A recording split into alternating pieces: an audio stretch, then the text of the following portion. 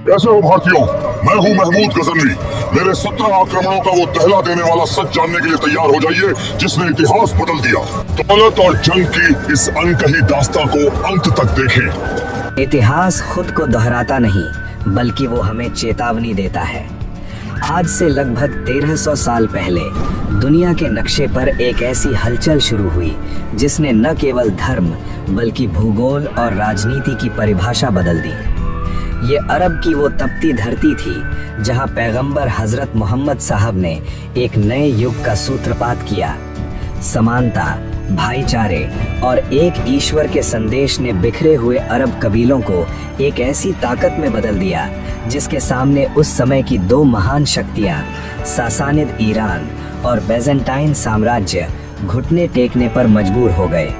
632 ईस्वी में पैगंबर साहब की मृत्यु के बाद बागडोर आई खलीफाओं के हाथ में। ये खलीफा केवल धर्मगुरु नहीं थे बल्कि एक वैश्विक साम्राज्य के सेनापति भी थे। उत्तर में सीरिया, पूर्व में फारस यानी ईरान और पश्चिम में मिस्र तक इस्लाम का झंडा लहराने लगा। लेकिन अब अरबों की नजरें उस भूमि की ओर थीं जिसे दुनिया सोने की चिड़िया कहती थी, भारत। इतिहास की बड़ी घटनाएं अक्सर छोटी सी चिंगारी से शुरू होती हैं। 708 से 711 ईस्वी के बीच श्रीलंका के राजा ने खलीफा के लिए दोस्ती के तौर पर बेशकीमती तोहफे भेजे। इन जहाज़ों में न केवल सोना चांदी था बल्कि वे मुस्लिम महिलाएं और अनाथ बच्चे भी थे जो खलीफा के संरक्षण में जा रहे थे। जैसे ही ये जहाज देवल बंदरगाह के पास पहुंचे, समुद्री लुटेरों ने उन पर कहर बरपा दिया। सिंध के राजा दाहिर को संदेश भेजो, हमारे जहाजों को लूटा गया है, हमारी महिलाओं को बंदी बनाया गया है। या तो लुटेरों को सजा दो और हर्जाना भरो, वरना अंजाम के लिए तैयार रहो। जाओ और अपने गवर्नर से कहो, वे समुद्री लुटेरे हैं, मेरे सैनिक नहीं। उन पर मेरा कोई नियंत्रण नहीं है। मैं इस मामले में बेबस हूँ। Sorry darling. दाहिर का ये जवाब अरब के शक्तिशाली गवर्नर हज्जाज बिन यूसुफ के लिए चुनौती बन गया। उसने ठान लिया कि अब बात केवल हर्जाने की नहीं बल्कि सिंध की धरती पर इस्लाम का झंडा गाड़ने की है। मैं मोहम्मद बिन कासिम, केवल 17 वर्ष की आयु में मुझे उस मिशन पर भेजा गया। मुझसे बड़े बड़े योद्धा कतराते थे। मेरे पीछे 6000 ऊंट सवार और 6000 सीरियाई घुड़सवारों की सेना है। हमारा लक्ष्य है सिंध की विजय। 712 ईस्वी कासिम मकरान के रास्ते सिंध में दाखिल हुआ। सबसे पहले हमला हुआ देवल पर। यह केवल युद्ध नहीं था बल्कि नई तकनीक का प्रदर्शन था। अरब अपने साथ मंजनीक लेकर आए थे, वो मशीन जो बड़े बड़े पत्थरों को तोप के गोले की तरह फेंकती थी। देवल का पतन हुआ और कासिम आगे बढ़ा रावर की ओर। रावर के युद्ध में राजा दाहिर ने अद्भुत वीरता दिखाई, लेकिन एक तीर उनके हाथी की औदी में लगा और आग लग गई। हाथी बेकाबू होकर नदी की ओर भागा। अफरा तफरी मच गई और अंततः दाहिर युद्ध भूमि में वीर गति को प्राप्त हुए। उनकी रानी बाई ने जौहर किया, जो भारतीय इतिहास के शुरुआती जौहरों में से एक माना जाता है। कासिम ने मुल्तान जीता, जिसे उसने सोने का नगर कहा। लेकिन कासिम के शासन के साथ भारत में एक नया शब्द गूंजा, जजिया। ये वो कर था जो गैर मुस्लिम प्रजा यानी जिम्मी से उनकी सुरक्षा के बदले लिया जाता था। मगर रुकिए, ये केवल तलवार का दौर नहीं था। अरबों ने तलवार के साथ साथ भारत से कलम का ज्ञान भी लिया। बगदाद के दरबार में भारतीय वैद्यों और गणितज्ञों का सम्मान होने लगा। महान गणितज्ञ ब्रह्मगुप्त की पुस्तक ब्रह्म सिद्धांत और खंड खाद्यक का अरबी में अनुवाद हुआ। अरबों ने शून्य यानी जीरो सीखा और उसे पूरी दुनिया में फैलाया। लेकिन अरबों की ये आंधी सिंध से आगे क्यों नहीं बढ़ पाई? इसका उत्तर है राजस्थान और मालवा के वीर। गुर्जर प्रतिहार वंश के राजा नागभट्ट प्रथम ने अरबों को ऐसी चुनौती दी कि वे अगले 300 सालों तक भारत के अंदरूनी हिस्सों में कदम नहीं रख सके। सिंध अरबों के लिए एक मृतप्राय प्रांत बनकर रह गया। समय बदला और अब सत्ता का केंद्र अरबों से खिसककर तुर्कों के हाथ में आ गया। गजनी में अल्पतगीन ने एक स्वतंत्र राज्य की स्थापना की। उसके बाद उसका गुलाम और दामाद सुबुक्तगीन गद्दी पर बैठा। सुबुक्तगीन ही वो पहला तुर्क था जिसने भारत की सीमा पर राजा जयपाल को ललकारा। महमूद गजनवी को बगदाद के खलीफा अल कादिर बिल्लाह ने यामिन उद्दौला यानी साम्राज्य का दाहिना हाथ और अमीन उल मिल्लत की उपाधियां दी। मैं सुबुक्तगीन का पुत्र महमूद, मेरा जन्म ही साम्राज्य विस्तार और खलीफा के सम्मान के लिए हुआ है। 998 ईस्वी में जब मैं सुल्तान बना तो मेरा एक ही लक्ष्य था, पूर्व की वो दौलत जिसे लूट कर मैं गजनी को दुनिया का सबसे खूबसूरत शहर बना सकूं। महमूद ने हर साल भारत पर आक्रमण करने की कसम खाई। इतिहासकार हेनरी इलियट कहते हैं कि महमूद ने 1000 से 1027 के बीच 17 बार आक्रमण किया। उसका पहला बड़ा शिकार बने हिंदू शाही राजा जयपाल। 1001 ईस्वी में पेशावर के पास वह हिंद का भीषण युद्ध हुआ। जयपाल हार गए। एक स्वाभिमानी राजा के लिए ये अपमान असहनीय था। उन्होंने अपने पुत्र आनंदपाल को गद्दी सौंपी और खुद को अग्नि के हवाले कर दिया। महमूद रुका नहीं। 1008 में आनंदपाल को हराया। 1018 में मथुरा और कन्नौज को रौंदा। मथुरा की कला और वैभव को देखकर महमूद का इतिहासकार उतबी लिखता है, इस शहर की बनावट ऐसी है कि इसे बनाने में लाखों दीनार और हजारों साल लगे होंगे, लेकिन महमूद को कला से नहीं केवल कंचन से मतलब था। 1025 ईस्वी महमूद का 16वां और सबसे खौफनाक आक्रमण। लक्ष्य था गुजरात का सोमनाथ मंदिर। वहां के शासक भीम प्रथम यानी भीम एक ने कड़ा प्रतिरोध किया, लेकिन महमूद की सेना ने मंदिर के रक्षकों का कत्लेआम कर दिया। कहा जाता है कि मंदिर के भीतर इतना सोना था कि उसे ढोने के लिए ऊंटों की कतारें छोटी पड़ गई थीं। महमूद शिवलिंग को तोड़कर उसके टुकड़ों को गजनी की जामा मस्जिद की सीढ़ियों में लगवाने के लिए लेकर गया, लेकिन इस लूट के दौरान सिंध के जाठों ने उस पर छापामार हमला किया। इसी का बदला लेने के लिए महमूद ने 1027 या 1029 में अपना अंतिम और 17वां आक्रमण जाठों के विरुद्ध किया। महमूद के साथ केवल सैनिक नहीं आए थे, विद्वान भी आए थे।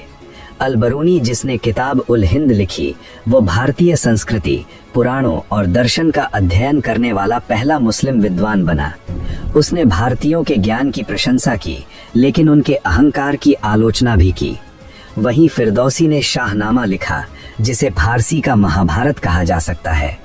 उतबी ने किताब उल यामिनी और वैहाकी ने तारीख ए सुबुक्तगीन लिखकर इस दौर को अमर कर दिया। इतिहास का न्याय देखिए।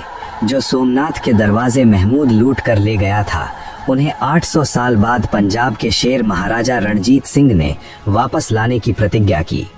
1839 के आसपास जब अफगान शासक शाह शुजा ने उनसे मदद मांगी, तो रणजीत सिंह ने शर्त रखी कि सोमनाथ के दरवाजे भारत वापस आने चाहिए।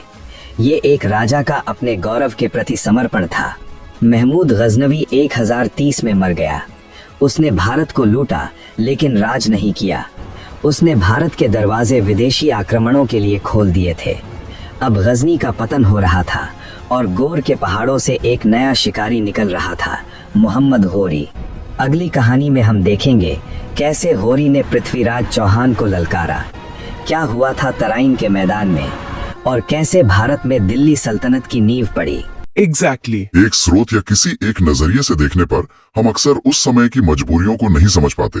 इसलिए आज हम इन सभी घटनाओं के पीछे के कारण, उनके सामयिक प्रभाव और उन मैकेनिज्म्स का पूरी तरह निष्पक्ष रूप से विश्लेषण करेंगे। तो यहाँ पर बात सच में बहुत दिलचस्प हो जाती है। शुरुआत करते हैं एक ऐसी जगह से जो भारत के इतिहास में विश्वास और विध्वंस दोनों का सबसे बड़ा प्रतीक रही है, सोमनाथ मंदिर। हाँ, सोमनाथ की कहानी तो वैसे भी बहुत गहरी है ना? इतिहासकार अल-बिरूनी ने अपनी किताब तारीख उल हिंद में 1025 ईस्वी की उस भयानक घटना का जिक्र किया है जब महमूद गजनवी ने इस मंदिर पर आक्रमण किया था। उन्होंने पूरा वर्णन किया है कि कैसे बेइंतहा धन लूटा गया और मंदिर के शिवलिंग को तोड़ा गया। लेकिन मुझे जो बात सबसे ज्यादा हैरान करती है वो ये है कि इतने भयानक आक्रमण के बावजूद ये जगह कभी खंडर नहीं बनी। सही बात है। मंदिर बार बार तोड़ा गया और लोगों ने इसे हर बार वापस खड़ा कर दिया। आखिर इस मिट्टी में ऐसी कौन सी कथा बसी थी जिसने आस्था को इतना जिद्दी बना दिया।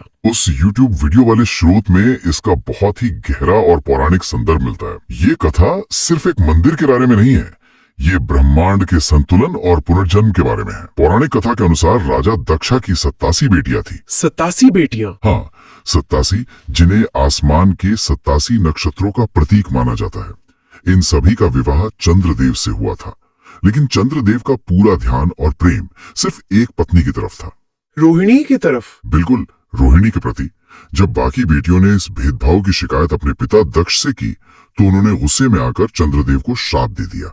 श्राप ये था कि उनका सारा तेज, उनकी सारी चमक धीरे धीरे खत्म हो जाएगी। हो, मतलब चंद्रमा की रोशनी ही चली जाएगी। हाँ, और सोचिए अगर चंद्र ग्रह की चमक ही खत्म हो जाए तो पूरे ब्रह्मांड का संतुलन बिगड़ जाएगा। तब ब्रह्मा जी के सुझाव पर चंद्रदेव ने प्रभास पतन का रुख किया।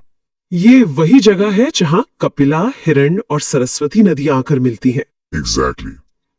यहाँ उन्होंने भगवान शिव की घोर तपस्या की।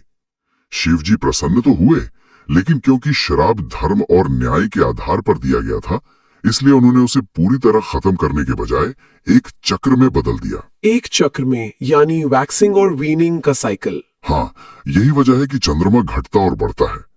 कहा जाता है कि इसी जगह पर शिव एक ज्योतिर्लिंगा के रूप में आकर्षित हुए और सोम यानी चंद्र के नाथ यानी स्वामी के रूप में विराजमान हुए। सोमनाथ। चलिए इसे थोड़ा समझने की कोशिश करते हैं। मतलब लोग सिर्फ पत्थरों को नहीं पूज रहे थे, वो उस स्थान पर उस पुनर्जन्म और आशा को पूज रहे थे जो अंधेरे के बाद रोशनी वापस आने का विश्वास दिलाती है। ये बहुत अच्छी तरह से पुट किया आपने। और ये विश्वास इतना मजबूत था कि स्रोतों के अनुसार इस मंदिर का स्वरूप अलग अलग युगों में बदलता रहा। कहा जाता है कि सत्य युग में ये सोने का बना था, त्रेता युग में रावण ने इसे चांदी का बनवाया, द्वापर युग में श्री कृष्ण ने इसे चंदन की लकड़ी का रूप दिया, और हमारे इस कलयुग में आकर ये पत्थर का बन गया। इस पर करीब 17 बार आक्रमण हुआ। 17 बार? ये छोटी बात नहीं है। बिल्कुल, चाहे 1299 में अलाउद्दीन खिलजी के सेनापति उलुग खान का हमला हो, 1451 में महमूद बेगाड़ा का, या 17वीं सदी में औरंगजेब का, पत्थर टूटते रहे लेकिन लोगों के अंदर का विश्वास नहीं टूटा। सही दिशा में सोच रही हैं आप। और अगर हम इस आध्यात्मिक ऊर्जा को थोड़ा और गहराई से देखें, तो उस दौर का भक्ति आंदोलन इसी अटूट विश्वास का एक विशाल रूप था। हाँ, भक्ति आंदोलन। विकिपीडिया के लेख पर नजर डालें तो पता चलता है कि इसकी शुरुआत तमिलाकम क्षेत्र में 6ठी शताब्दी के आसपास हुई थी। अलवार्स, जो भगवान विष्णु के भक्त थे, और नायार्स, जो शिव के भक्त थे, उन्होंने मिलकर एक ऐसी आग जलाई जो अगले कुछ सदियों तक पूरे भारत में फैल गई। 15वीं से 17वीं सदी तक तो ये हर जगह था। बिल्कुल। और इससे एक बहुत महत्वपूर्ण सवाल खड़ा होता है कि आखिर इस आंदोलन की जरूरत क्या थी। तो इसका क्या मतलब है आज के हिसाब से? असल में सदियों से धर्म और भगवान तक पहुंचने का रास्ता कुछ खास वर्गों और पुजारियों के कब्जे में था। संस्कृत भाषा आम लोगों को आसानी से समझ नहीं आती थी, तो भक्ति आंदोलन ने धर्म का लोकतांत्रिकरण कर दिया। उन्होंने स्थानीय भाषाओं का इस्तेमाल किया। हाँ, उन्होंने कहा कि भगवान तक पहुंचने के लिए किसी मध्यस्थ या पुजारी की जरूरत नहीं है। कविताएं लिखी, गीत गाए। इसने उस वक्त के आम इंसान को, चाहे उसका जन्म किसी भी जाति में हुआ हो या उसका लिंग कुछ भी हो, सीधे ईश्वर से जुड़ने का अधिकार दिया। और यही बात इस आंदोलन को इतना बड़ा डिबेट का विषय बनाती है। हमारे स्रोत इस बात को बहुत अच्छे से सामने रखते हैं कि आधुनिक विद्वान आज भी इस पर 2 अलग अलग मत रखते हैं। दोनों तरफ के तर्क काफी मजबूत है। हाँ, एक तरफ वो इतिहासकार हैं जो मानते हैं कि भक्ति आंदोलन एक पूरी तरह से नया सामाजिक विद्रोह था, जिसने जाति प्रथा और पुरानी व्यवस्था के खिलाफ आवाज उठाई। लेकिन दूसरी तरफ कुछ विद्वानों का यह भी मानना है कि यह कोई नया विद्रोह नहीं था, बल्कि पुरानी वैदिक परंपराओं का ही एक रिवाइवल था। एग्जैक्टली। जब समाज पर नए आक्रमण हो रहे थे और नए धार्मिक विचार आ रहे थे, तो पुरानी परंपराओं ने खुद को बचाने के लिए अपना रूप बदल लिया और ज्यादा लचीला बना लिया। और हम यहाँ किसी एक विचारधारा का पक्ष नहीं ले रहे हैं। दोनों ही तर्क अपने आप में वैलिड है। ये देखना निष्पक्ष रूप से दिलचस्प है कि कैसे एक ही आंदोलन को अलग अलग नजरियों से देखा जा सकता है। सही बात है। और सोचने वाली बात यह है कि जब सामाजिक और आध्यात्मिक स्तर पर इतने बड़े बदलाव हो रहे थे, ठीक उसी दौर में दिल्ली के दरबार में एक ऐसी राजनीतिक क्रांति हो रही थी जिसकी मिसाल उस वक्त की पूरी दुनिया में ढूंढने से नहीं मिलती। ओके, इसको थोड़ा अनपैक करते हैं क्योंकि ये कहानी तो किसी फिल्म जैसी लगती है। हम बात कर रहे हैं रजिया सुल्तान की। स्रोत बताते हैं कि वो दिल्ली सल्तनत की पहली और एकमात्र महिला मुस्लिम शासक थी जिन्होंने 1236 से 1240 तक दिल्ली पर राज किया। उस दौर में जहां सत्ता पूरी तरह से मर्दों के हाथ में थी, उनके पिता सुल्तान इल्तुतमिश ने कुछ ऐसा किया जो उस वक्त के हिसाब से भयंकर रूप से कल्याणकारी था। ग्वालियर के अभियान के दौरान इल्तुतमिश ने देखा कि उनके बेटे राजकाज संभालने में पूरी तरह नाकामिल हैं। हाँ, उनमें वो शासक वाले गुण थे ही नहीं, जबकि उनकी बेटी रजिया में वो सारे गुण थे। तो उन्होंने अपने जीवित रहते ही उसको अपना उत्तराधिकारी घोषित कर दिया। लेकिन एक कागज पर उत्तराधिकारी बन जाना और असल में दिल्ली की गद्दी पर बैठना, इन दोनों में जमीन आसमान का फर्क था। इल्तुतमिश की मृत्यु के बाद वहां के अमीरों और दरबारियों ने तुरंत उनके बेटे रुकनुद्दीन फिरोज को गद्दी पर बैठा दिया। उन्हें लगा कि एक औरत उन पर हुकूमत कैसे कर सकती है। बिल्कुल, पर यहाँ रजिया की राजनीतिक समझ देखने लायक थी।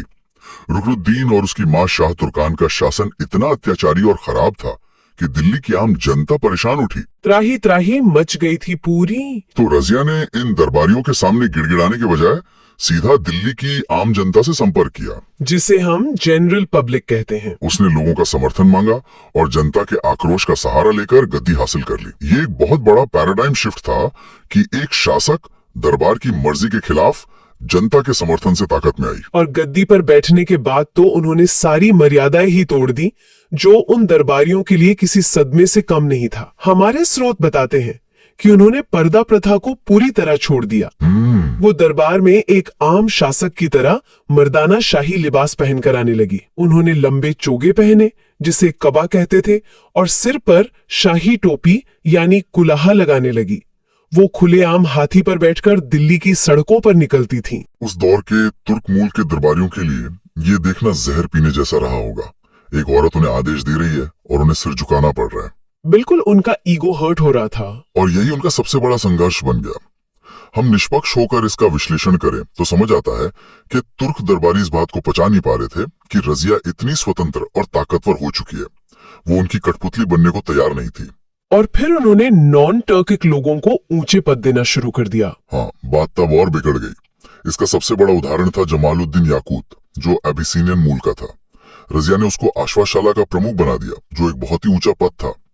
इस कदम ने उन तुर्क दरबारियों को आग बबूला कर दिया। इन्हीं सब राजनीतिक साजिशों का नतीजा था कि तभरिंदा में अल्टूनिया ने विद्रोह कर दिया। सही कहा। रजिया ने अपने राजनीतिक कौशल का आखिरी पासा फेंका और उस विद्रोह को शांत करने के लिए अल्तूनिया से शादी कर ली ताकि वो दिल्ली वापस आकर तख्त हासिल कर सके। लेकिन किस्मत को कुछ और ही मंजूर था। 1240 में कैथल के पास उन दोनों की हत्या कर दी गई। एक अत्यंत कुशल शासक का अंत सिर्फ इसलिए हो गया क्योंकि उस वक्त का पितृसत्तात्मक समाज एक औरत की काबिलियत को हजम नहीं कर पाया। एक दुखांत कथा। सत्ता और संघर्ष की इस कड़ी में अगर हम आगे बढ़ें तो करीब 3 सदियों के बाद एक और ऐसी शख्सियत सामने आती है जिसने पूरे सिस्टम को ये हिलाकर रख दिया। शेरशाह वाली प्रेजेंटेशन में कुछ ऐसी जानकारी थी जिसने मुझे सच में चौंका दिया। फरीद खान की बात कर रही हैं आप? हाँ, जिन्हें इतिहास शेरशाह सूरी के नाम से जानता है। इन्होंने 1539 के चौसा युद्ध और 1540 के कन्नौज युद्ध में मुगल सम्राट हुमायूं को ऐसी बुरी तरह हराया कि हुमायूं को देश छोड़कर भागना पड़ा। शेरशाह का शासनकाल सिर्फ 5 साल चला, 1540 से 1545 तक। पर उन 5 सालों का प्रभाव देखिए। उन्होंने इन 5 सालों में जो प्रशासनिक ढांचा खड़ा किया वो आने वाली सदियों तक आर्थिक व्यवस्था की रीढ़ की हड्डी बना रहा। थोड़ा और बताएंगे इसके बारे में? जरूर। अगर हम उनके प्रशासन की बारीकियों पर रोशनी डालें तो पता चलेगा कि वो सदियों आगे की सोच रखते थे। उन्होंने पूरे साम्राज्य को विकेंद्रित किया। उसने इसे 47 विभागों में बांट दिया जिन्हें सरकार्स कहा जाता था, और उनको भी आगे पुरगनाज में बांटा। एग्जैक्टली। हर परगना और सरकार का अपना एक प्रशासनिक अधिकारी होता था।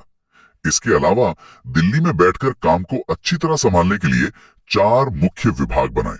अर्ज, जो फौज का हिसाब रखता था, रसालत, जो विदेशी और धार्मिक मामलों के लिए था, इंशा, जो शाही फरमान देखता था, और विजारत, जो खजाने का प्रबंधन करता था। बिल्कुल सही। उस दौर में इतना सिस्टमेटाइज्ड प्रशासन एक चमत्कार से कम नहीं था। तो इसका आखिर क्या मतलब है आज हमारे लिए? श्रोताओं के लिए ये जानना बहुत दिलचस्प होगा कि इस डीप डाइव के स्रोत उस चमत्कार का एक ऐसा जीता जागता उदाहरण देते हैं जो आज भी हमारी जिंदगियों का हिस्सा है। हम जो रुपया रोज इस्तेमाल करते हैं ना, हाँ हाँ, उस स्टैंडर्ड सिल्वर कॉइन यानी चांदी के सिक्के का नाम रुपया शेर शाह ने ही रखा था। सोचिए, करीब 500 साल बाद भी उनकी शुरू की गई व्यवस्था चल रही है। और सिर्फ सिक्का ही नहीं, उन्होंने ग्रैंड ट्रंक रोड को डेवलप किया जो उस वक्त व्यापार का सबसे बड़ा मार्ग बन गया। मुसाफिरों के लिए सरायां बनवाई और डाक चौकी का एक पोस्टल सिस्टम बनाया। इन सब ने व्यापार को एक नया जीवन दिया। लेकिन उनकी मृत्यु बड़ी अचानक हुई। कालिंजर किले को घेरने के दौरान गन पाउडर के एक धमाके में उनकी जान चली गई। सासाराम में एक झील के बीच उनका मकबरा आज भी मौजूद है। शेरशाह सूरी ने जो नींव रखी, आगे चलकर अकबर जैसे मुगल शासकों ने उसी मॉडल को अपनाया, जिससे मुगल साम्राज्य उत्कर्ष की चोटी पर पहुंचा। लेकिन ये विश्वास करना मुश्किल होता है कि जो मुगल साम्राज्य एक समय में अपनी ताकत के लिए पूरी दुनिया में मशहूर था, आखिरकार वो पूरी तरह कैसे ध्वस्त हो गया। पतन का दौर काफी लंबा रहा, 1712 से लेकर 1857 तक।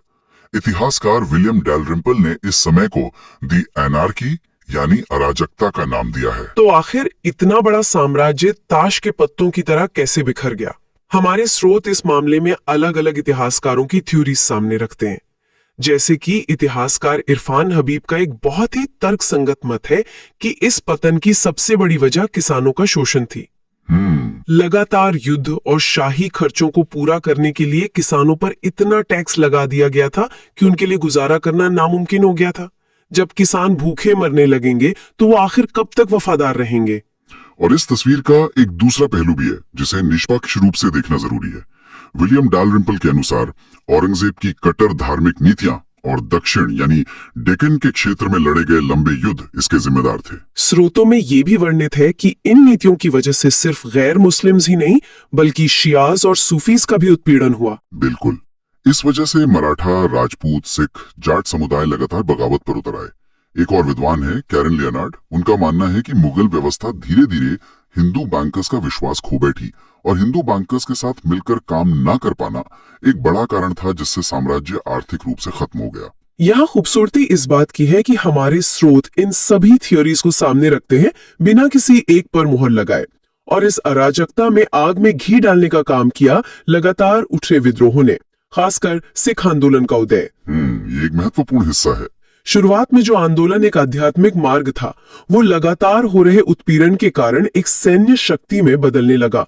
स्रोत हमें बताते हैं कि गुरु हरगोबिंद जी ने अकाल सेना की स्थापना की और बाद में गुरु गोबिंद सिंह जी ने खालसा फौज का सृजन किया। इस शक्ति ने आगे चलकर दल खालसा का रूप लिया और आखिरकार पहले सिख राज्य की नींव पड़ी। एक तरफ देश के अंदर ऐसी नई ताकतें उभर रही थी और दूसरी तरफ बाहरी हमलों ने बची कुची कसर पूरी कर दी। नादिर शाह का 1739 का आक्रमण इसका सबसे भयानक उदाहरण है। करनाल के युद्ध की विभीषिका स्रोतों में बहुत स्पष्ट है। नादिर शाह ने दिल्ली को बुरी तरह लूटा। हाँ, और सिर्फ दिल्ली नहीं लूटी, 20 मिलियन रुपए का भारी जुर्माना थोप दिया गया। वो अपने साथ पीकॉक थ्रोन यानी तख्ते ताऊस और कोहिनूर तथा दारियाई नूर जैसे अनमोल हीरे ले गया। इससे दुनिया के सामने ये साफ हो गया कि मुगल साम्राज्य अब अंदर से पूरी तरह खोखला हो चुका है। यहाँ आकर तस्वीर पूरी तरह साफ होने लगती है और यहाँ एंट्री होती है ईस्ट इंडिया कंपनी की। अंत में आते हैं कर्नाटक वॉर्स और 1757 का बैटल ऑफ प्लासी। स्रोत बताते हैं कि इसमें मीर जाफर ने सिराजुद्दौला के साथ धोखा किया, जिसके चलते कंपनी को जीत मिल गई। और फिर 1764 का बैटल ऑफ बक्सर। बक्सर के बाद जो हुआ उसने आने वाली 2 सदियों की किस्मत लिख दी। 1765 की इलाहाबाद की संधि जिसने ईस्ट इंडिया कंपनी को दीवानी राइट्स दिए। दीवानी राइट्स मतलब टैक्स वसूलने का अधिकार। बिल्कुल, जिससे भारत में उनकी पकड़ मजबूत हो गई। जो लोग व्यापार करने आए थे वो रातों रात वहां की सरकार बन बैठे और इस लंबे पतन का अंत हुआ 1857 की क्रांति के बाद, जब बहादुर शाह जफर को रंगून भेज दिया गया। तो आज के इस गहरे विश्लेषण को अगर हम समेटना चाहें तो स्रोतों से एक बात तो साफ हो जाती है, इतिहास सिर्फ राजाओं के जीतने या हारने की कहानी नहीं है। ये उन व्यवस्थाओं की कहानी है जो आज भी जिंदा है, जैसे रुपया, प्रशासनिक विभाजन और सबसे बढ़कर लोगों की अटूट आस्था और विश्वास। सही कहा। लेकिन श्रोताओं के लिए हम यहाँ पर एक ऐसी बात छोड़ना चाहते हैं जो उन्हें सोचने पर मजबूर कर देगी। एक रहस्य जो इन सब कहानियों के बीच छुपा हुआ है। सोमनाथ मंदिर वाला रहस्य। हाँ, हमारे स्रोत में एक ऐसी डिटेल का जिक्र है जो हैरान कर देने वाली है। सोमनाथ मंदिर के पास एक अत्यंत प्राचीन बाण स्तंभ यानी एरो पिलर खड़ा है। उस स्तंभ पर एक शिलालेख, एक इंस्क्रिप्शन है जिसमें लिखा है कि उस बिंदु से लेकर सीधे दक्षिण दिशा यानी साउथ में एंटार्क्टिका तक बीच में कोई जमीन या भूभाग नहीं है। और सबसे हैरानी की बात यह है कि आज के आधुनिक नक्शों ने इसे सच साबित किया है। एग्जैक्टली। तो हमें ये सोचना चाहिए कि हजारों साल पहले बिना किसी सैटेलाइट या आधुनिक भूगोल ज्ञान के उन प्राचीन लोगों को इतनी सटीक भौगोलिक जानकारी आखिर कैसे थी? उन्हें कैसे पता था कि साउथ पोल तक रास्ते में कोई जमीन नहीं आएगी? यह एक ऐसी पहेली है जो इतिहास के समंदर में और भी गहरे गोटे लगाने का न्योता देती है। बिल्कुल, ये एक ऐसा रहस्य है जो खुद में और खोलने लायक है। इस विचार के साथ हम इस डीप डाइव को यहीं रोकते हैं। उम्मीद है इस शोध यात्रा ने इतिहास को देखने का एक नया नजरिया दिया।